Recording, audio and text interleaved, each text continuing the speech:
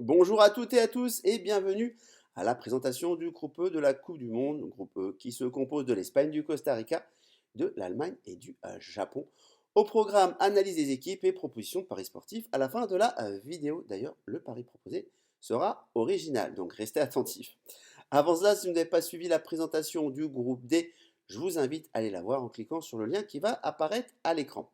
Et pour ce grand événement, qu'est la Coupe du Monde de football, moi-même et le CREPS, nous avons mis en place exceptionnellement un kit que nous avons appelé Tacler les books. Ce ne sont pas moins de 7 outils qui vous aideront à maximiser votre réussite durant cette Coupe du Monde de football. Comme par exemple le premier outil qui vous fera économiser de l'argent et du temps en évitant de faire les 2 erreurs catastrophiques commises par les joueurs qui parient sur le football et bien sûr les solutions pour y remédier. Alors pour les plus curieux d'entre vous et les plus pressés, parce que je sais qu'il y en a, je vous invite à aller voir le lien en description sous cette vidéo, vous ne serez pas déçus et en plus c'est gratuit.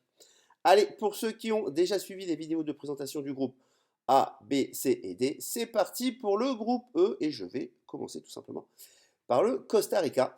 Alors, je commence une fois n'est pas coutume, pardon, par le gardien de but, parce que vous savez maintenant, si vous suivez des vidéos, que j'aime bien parler du gardien de but, qui est un poste essentiel pour moi.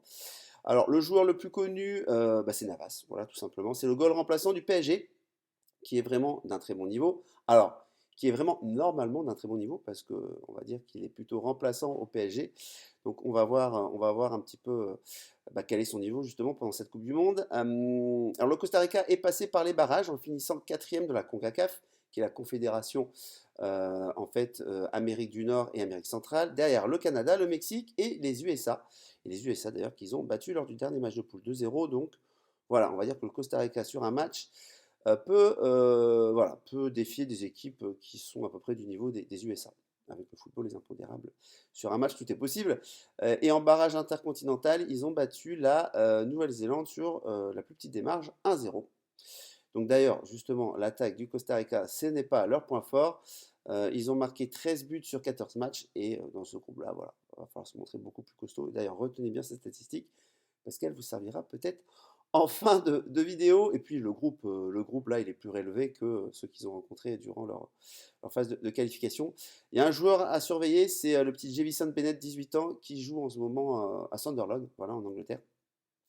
Bon, jeune, hein, voilà, donc il va falloir qu'il se développe. Mais surveillez-le quand vous verrez le Costa Rica jouer. Alors honnêtement, j'ai pas d'illusion pour le Costa Rica, ça passera pas le groupe, hein, faut pas se leurrer. Il y a des équipes beaucoup plus talentueuses dans ce groupe-là. D'ailleurs, la troisième qui arrive, enfin la troisième, c'est la troisième force pour moi du plateau, c'est le Japon, les Asiatiques. Et statistiquement, ce qui est rigolo, c'est que le Japon, 50% du temps, passe les phases de poule. Alors, depuis 98, pardon. Donc là, cette année, je pense que ça va être très très compliqué parce qu'ils sont tombés avec deux gros monstres européens que sont l'Espagne et l'Allemagne qu'on va voir d'ici quelques secondes.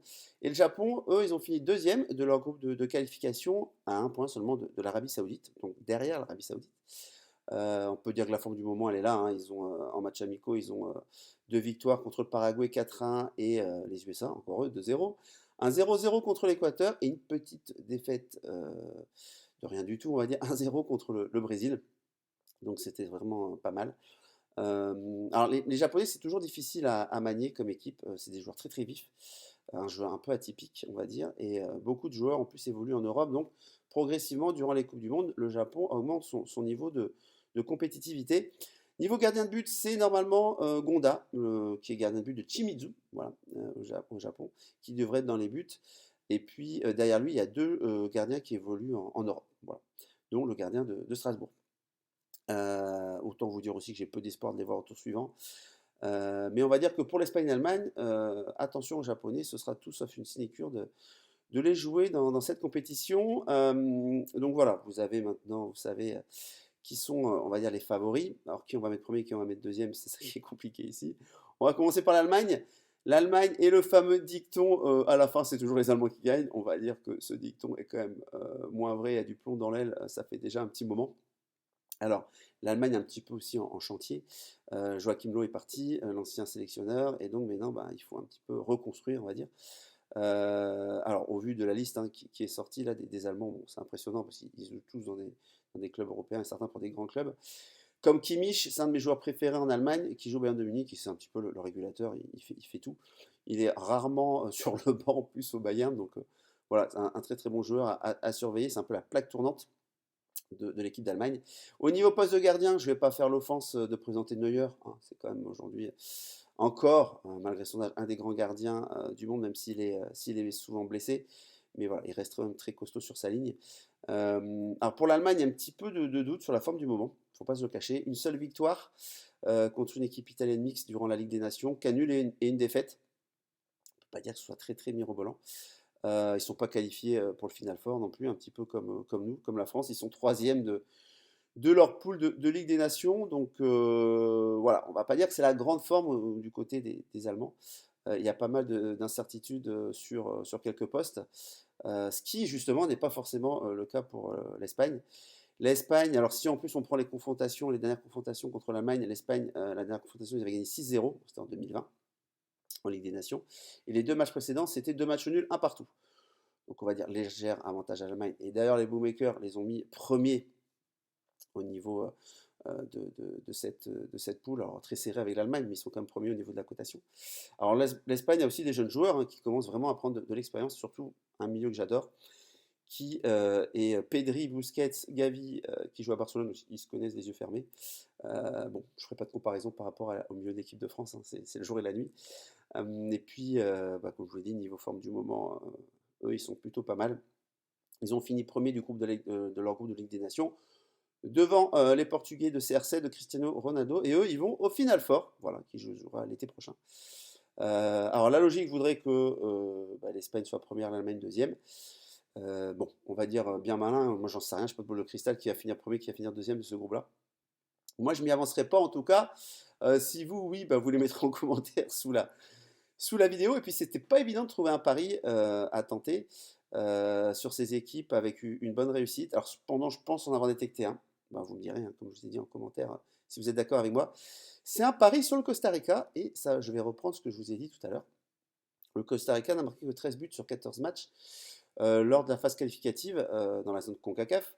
Et j'ai trouvé un pari, moi, qui me semble intéressant, de par la difficulté qu'ils ont marqué des buts. C'est le moins de 2,5 buts sur toute la compétition pour le Costa Rica, une cote de 1,50 sur Winamax. Bon, la cote, elle n'est pas folichonne, mais moi j'estime qu'elle est bonne à prendre. Alors, il faut comparer ce groupe-là, la zone CONCACAF, hein, le Japon, l'Allemagne et l'Espagne n'ont rien à voir avec le Canada, le Mexique, les États-Unis et les autres équipes encore moins fortes. Ça, c'est une certitude. Et la deuxième chose qui me fait pencher, c'est que le match, en fait, leur match à eux, qui est leur finale du groupe contre le Japon, qui est Japon contre Costa Rica, eh ben, je ne vois pas les deux équipes se livrer, parce que c'est le deuxième match de la poule. Au contraire, si ça avait été le dernier match, j'aurais jamais pris ce pari-là, parce qu'un Japon-Costa Rica en dernier match, quand normalement les équipes sont éliminées, ça aurait été du hippie hurrah football, pardon, et il aurait pu avoir des buts un peu partout. Donc là, vu que ça va être un match, personne ne voudra se livrer, parce que le Japon, comme le Costa Rica, sait que s'ils perdent ce match-là, ils n'ont aucune chance après au match suivant, sachant que ce sera Japon-Espagne et Costa Rica-Allemagne, même si ce sera très difficile. Mais voilà, l'équipe qui perd ce match-là, voilà, il faut au moins qu'ils prennent un point pour avoir une chance de battre peut-être l'Espagne ou l'Allemagne et pour passer au tour suivant.